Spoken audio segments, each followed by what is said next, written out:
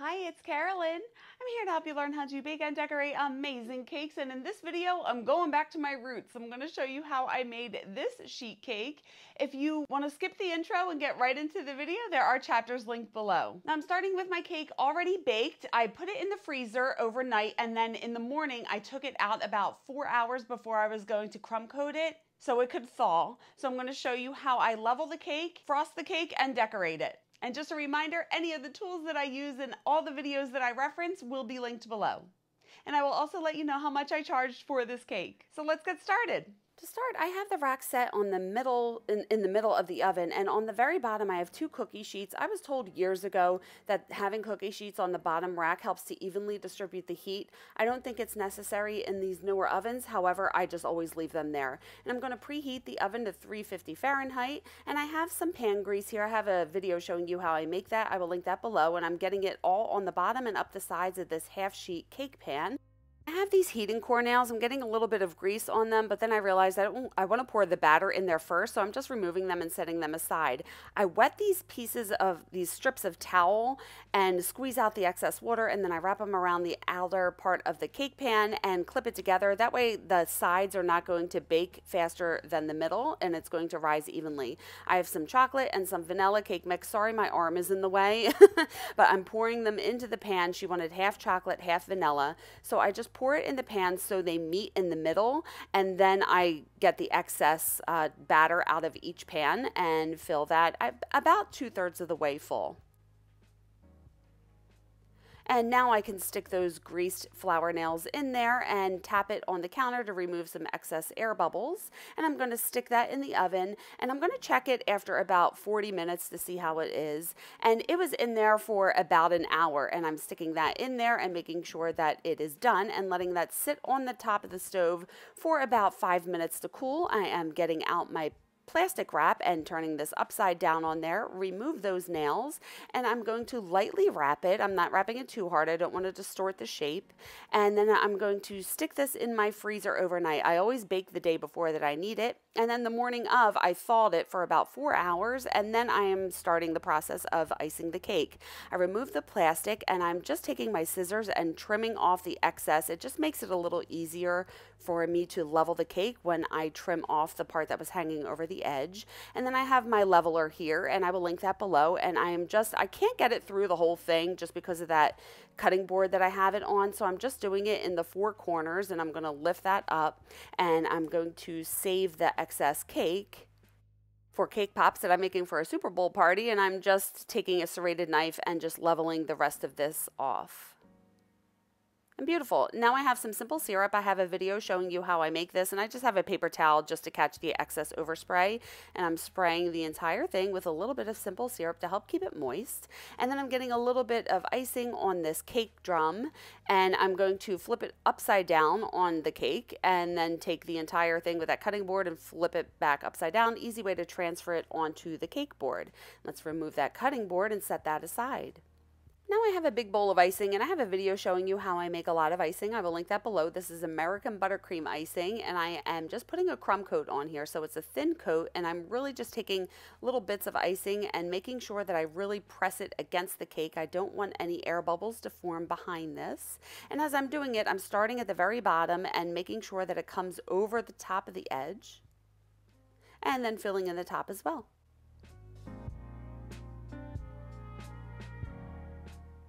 And now I'm taking my bench scraper and dipping it in a pot of hot water, and anytime I do that, I'm going to take paper towels and wipe the water off so I just have a hot blade. It's not wet, and I'm holding it vertical, and I'm just removing the excess icing. Now this is a crumb coat. It doesn't have to be perfect. I'm taking my spatula and just pressing the excess icing back and removing it and refining it, and that looks good. I'm going to set that back in the refrigerator for about 4 to 5 hours so that icing can solidify. So then I take it out of the refrigerator. The icing is hard, and now I'm going to put on the second coat. So again, I'm starting at the very bottom and making sure that it comes up over the top edge. And I have videos where I go into detail on how I frost round cakes and square cakes, and I will link that in the description for you. And after I do the sides, I want to make sure I fill in the top. Now there is a little too much icing here, so I do take my spatula and just remove it. And as I'm doing the smoothing process, I'll remove any excess icing as well. And now you don't see me, I'm doing it off camera, but I'm dipping that bench scraper in that hot pot of water, wiping it off with the paper towels, and just starting the smoothing process. So I'm holding it vertical and just trying to remove the excess icing while smoothing it out. Every time I remove the icing, I clean the blade and then warm it up in that hot pot of water and wipe it with a paper towel. Now I have a Viva paper towel, and this has no pattern on it. I will link this in the description. So I am taking my fingers and gently pressing the paper towel against the icing just to remove any of the marks that the bench scraper made when I was using the bench scraper.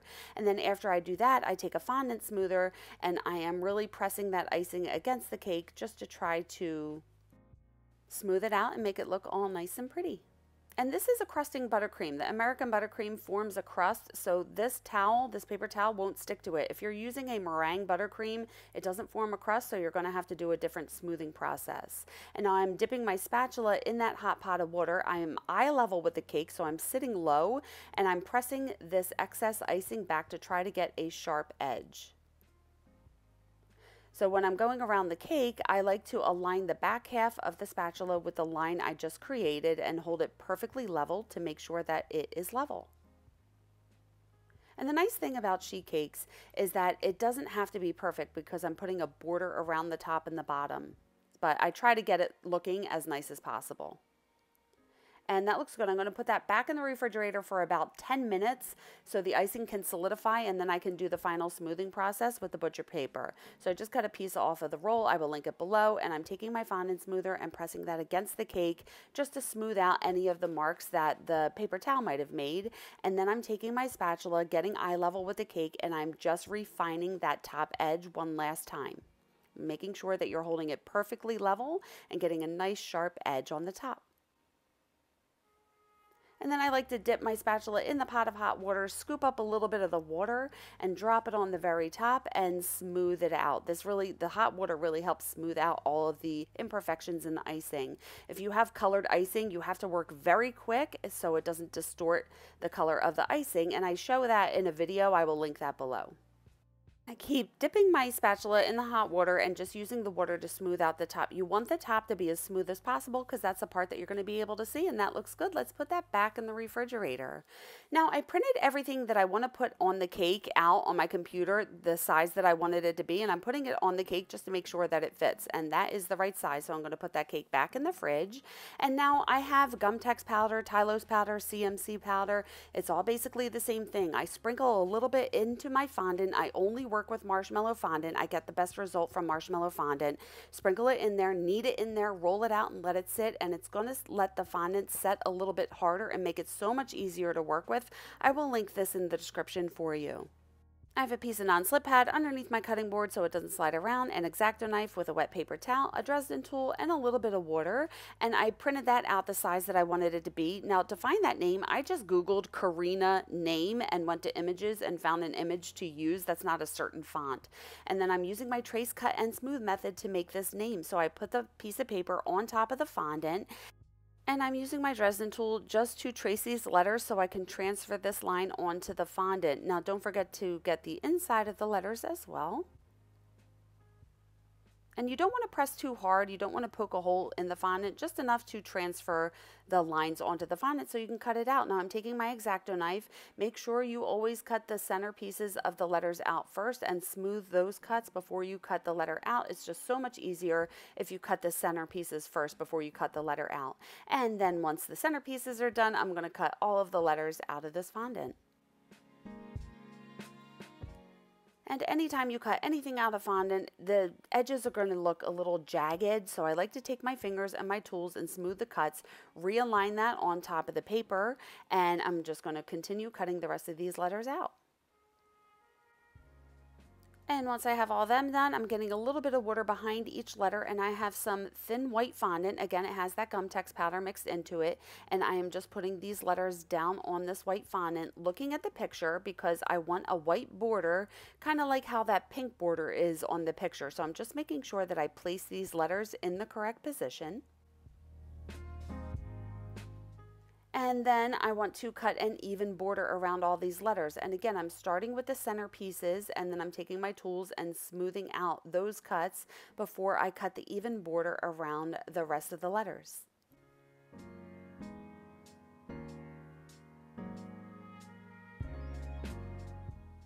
And once that's done, like I said before, I'm going to take the time and use my fingers and my tools to smooth all of those jagged edges. And that looks good. I'm going to flip the paper over and flip that whole piece of fondant over, and I'm going to align those letters upside down on that paper. Get a little bit of water on the back. You don't want too much water because you don't want it seeping out the sides. And I am realigning it on the picture, making sure it's in the correct position. I have some black fondant, and I'm taking the smooth side and placing it down, and I'm just putting it down on top of that white fondant and flip it over, and voila, it's transferred onto the black fondant. And I want a black border around the entire thing too, so I'm just getting really close and making sure I'm cutting an even black border around all of these letters. And again, taking my time to smooth my cuts, and let's set that aside to dry flat. Now I'm going to do the same trace, cut, and smooth method to make this little ghost. So I have some white fondant, and I'm using my Dresden tool and tracing this onto the white fondant and cutting it out. Going to smooth my cuts, and I'm actually making two of these ghosts. I'm doing it one on either side of the profile picture.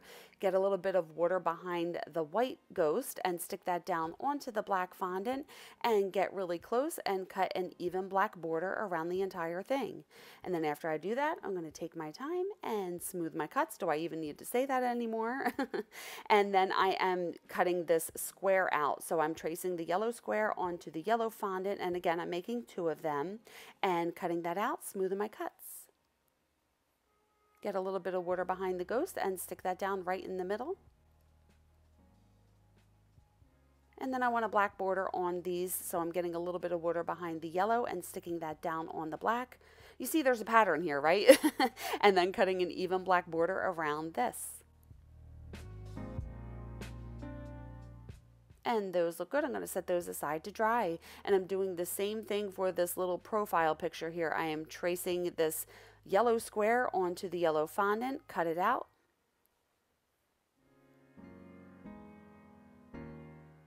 And then I flip that upside down on that piece of paper, getting a little bit of water behind it.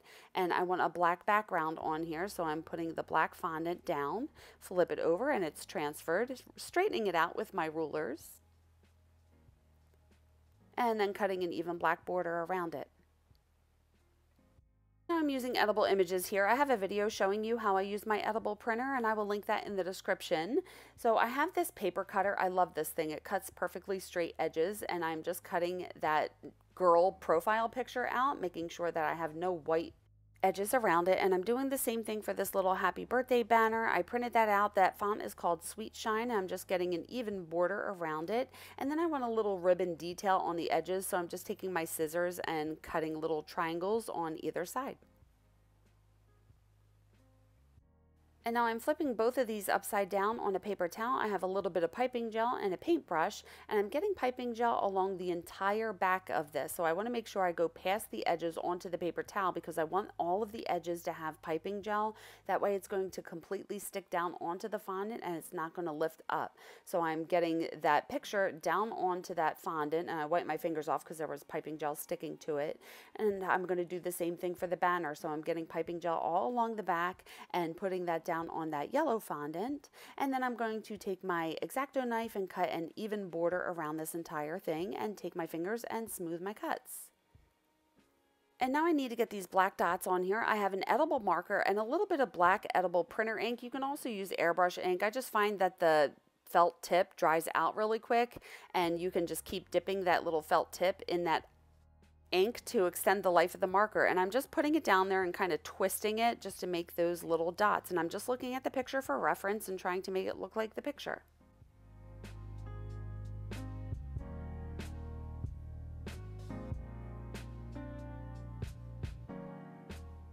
And that looks good. I'm going to set these aside to dry. Now I have this, I think it's a 6B tip. I got it at Michael's. I think it's a Celebrate It brand, but I'll try to find a similar tip. And I'm just filling that icing bag and clipping it shut. And then I am getting my cake out of the refrigerator so that icing is cold and solid. I'm not going to mess it up as I do this. I got a wet paper towel and I'm just cleaning the cake board. And now I want to place everything on the cake first to make sure I get it in the right position before I glue it down with some piping gel. So I'm just shifting these into the correct position, and then once I have them in the right position, I'm getting a little bit of piping gel underneath it. Sorry, my hand is in the way, but I'm lifting it up and just getting piping gel down on the cake wherever it's going to touch it, and maybe underneath that fondant, and sticking it down. You don't need too much. This is a flat cake, so it's not like it's going to slide around. I'm using my rulers to make sure that they are evenly placed. And I want that little banner to have a little curve to it, so I'm just letting it lift up in the middle and on the ends. And then I'm doing a little reverse shell border, and it's kind of hard to tell on this bottom one. I'll talk you through it on the top border, but I'm kind of curving it to the left, and then to the right, and then to the left and to the right. Reverse shells were always my favorite technique to make borders on cakes, and I just continue to do that to this day. And then once I have that bottom border done, for the top border I use, I think it's a 21 tip, and I will link that below. And do you see how I'm curving out and then in, and then out and then in? So I'm twisting it back and forth just to make this really pretty pattern around the entire border.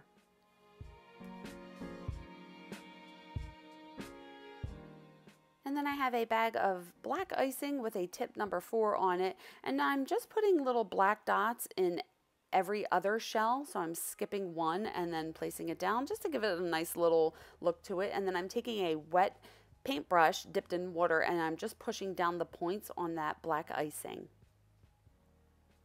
And I feel like this needs a little bit of curlies, so I have some fondant curlicues. I have a video showing you how I make them, and I will link that in the description, but I'm getting a little piping gel underneath each of them and sticking them down. And here's the Snapchat sheet cake.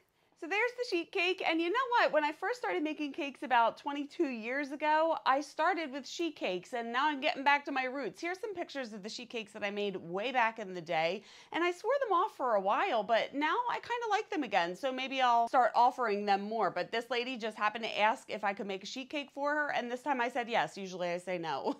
So this cake, the whole thing from start to finish, took about 5 to 6 hours. It is a half sheet cake, and it feeds around 30 people, and how much did I charge? This one was $200. So I think that's it. What new techniques did you learn in this video? I would love to know. Leave it in the comments below. And just a reminder, I have a KakeAcademy membership program where I can help you elevate your cakes to the next level. All of that information is listed in the description. Please like this video if you liked it. And if you're enjoying my tutorials, I would be so grateful if you could buy me a coffee. My link is down below. And I would love it if you would keep in touch on socials, and you could check out my website. And if you want to stick around, you can watch this video next. Why do I say it like that? And hit subscribe and the bell if you haven't already. Thank you so much for watching. I love you guys. And remember, it's cake. Have fun. I will see you on the next one. Bye.